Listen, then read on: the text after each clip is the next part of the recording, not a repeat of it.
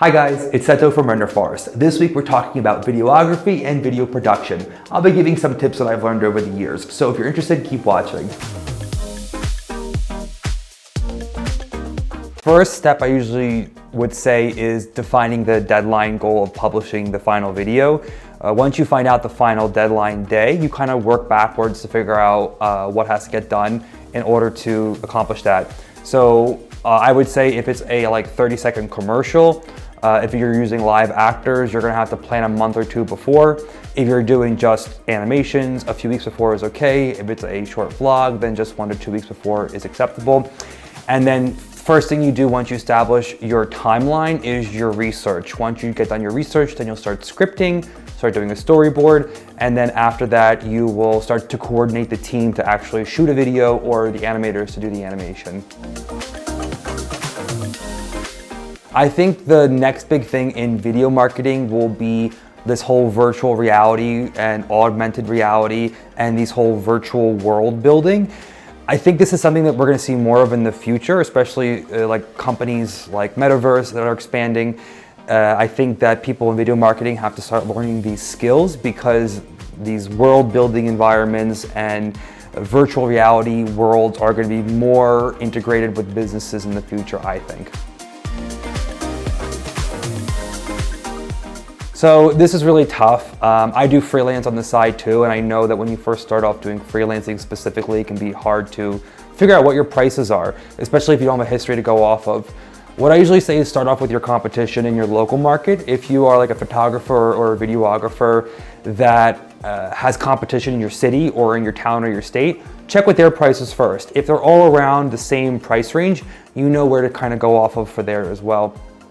Now, if you're doing something online, like if you're an online freelancer, for example, you want to see what your competition is online. It's getting a little bit more difficult because the world's becoming more global. So you might be competing with people in different countries with different salary expectations. So look at their prices and also the quality. So if somebody has a really high price and you get excited, look at their quality also, because if they're producing things that you can't match, then you obviously don't want to put their level of prices. So look to see what people in your same type of quality range and their prices, and then I'll help you to define your prices. And as you get better and as you build up your clients and stuff like that, you can then expand your prices and also stick to your prices too.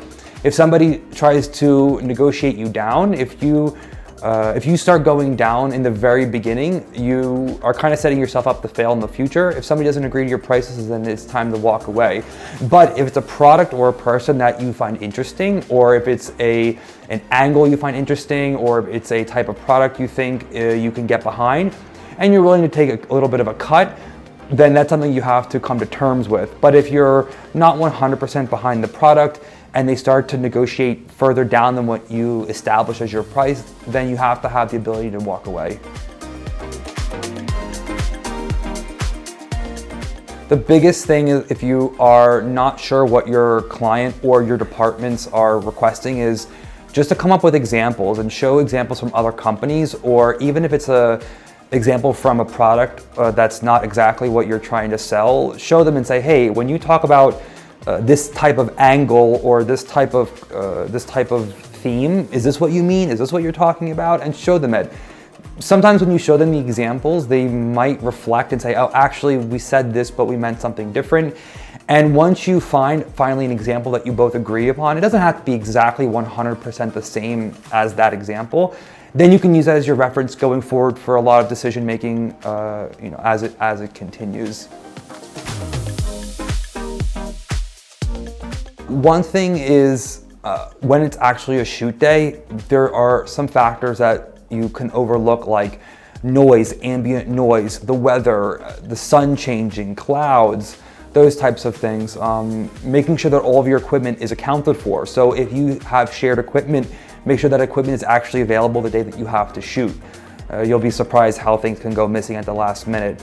If you have to rent equipment, make sure that the equipment that you want to rent is actually available that day as well. Some other things is just a lot of it is more like interpersonal types of traits you have to build as you go along. So dealing with clients or other departments and making sure that you are providing what they're saying is a big part that they can't really teach you in school. You will have to make some decision making when it comes to advertising or creating video content around a physical product versus a digital product. If you have a physical product like a shampoo bottle, or I don't know, you're selling like cooking oil, for example, you really want to show the product in your videos, show people interacting with that product, have them hold it, have them use it, give examples and demos in the video. If you're doing a digital product, it's a little bit more trickier, especially for a lot of SaaS companies out there. You're gonna depend a little bit more on screen recordings and probably animations, and really depend on storytelling for the problem solution for the product. Because since you have a digital product, you don't want to just keep showing a computer screen the whole time, or you don't want to keep showing your phone recording the whole time, or an app recording. So you want to show how can this digital product or a website, an app, affect your life in the real world, but maybe not show it the entire time.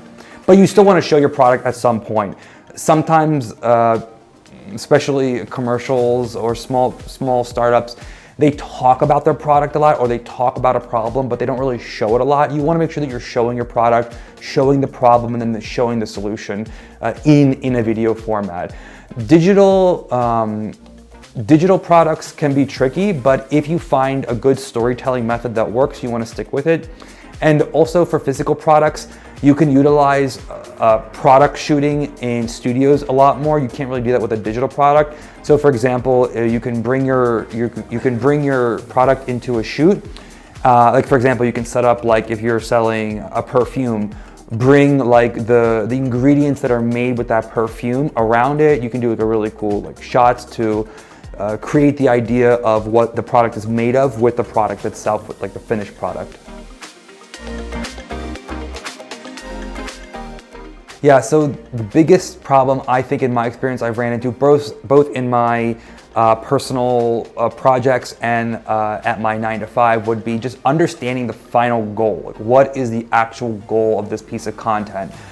Is it just to get your name to be known? Is it for a website visit? Is it for a sale? Is it a call for volunteers, or getting them to sign up for a newsletter? Like, what is the goal of it? Because once you understand the goal, that will affect the storytelling, the scripting, the research, gathering the examples, and where is it going? Because they might have an idea, like we just need more sales, for example, or I need more people to come to my store. But if they're not clear with you where is this being shown, that style has a huge impact too.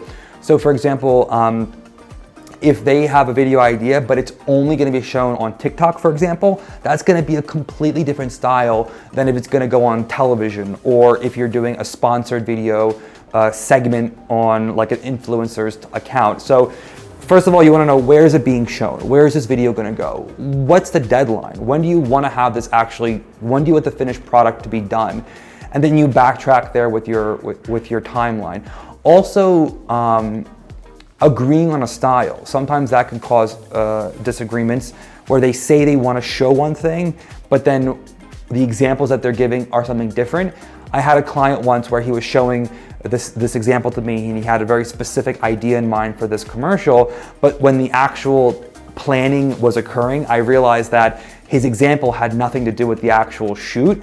But if that's what the client wants, then you just have to go with it. So understanding where it's going to be shown, the timeline, a realistic timeline. Also asking your client and asking your departments, what's the budget? Just being honest, because they could have great ideas, great intentions, but if they have these ideas and intentions and they have no budget to back it up, then you can't continue. And then also providing the materials and assets. So if your client or departments are asking you to produce something, but they're not providing you the assets, like for example, screen recordings, animations, color palettes, text, those types of things, then that will slow down the process as well. Also communicating to your clients if you need something from them, they will be very forward when it comes to what they expect from you. But if you need something from them, make sure that you're communicating that clearly. So tips for low budget content: before you buy anything for production or for a set or for a commercial, see if there's a DIY solution first. There are so many DIY types of videos and articles online. So if you're thinking about buying something for sound equipment, lighting equipment, props, just look online first to see if there's a DIY solution.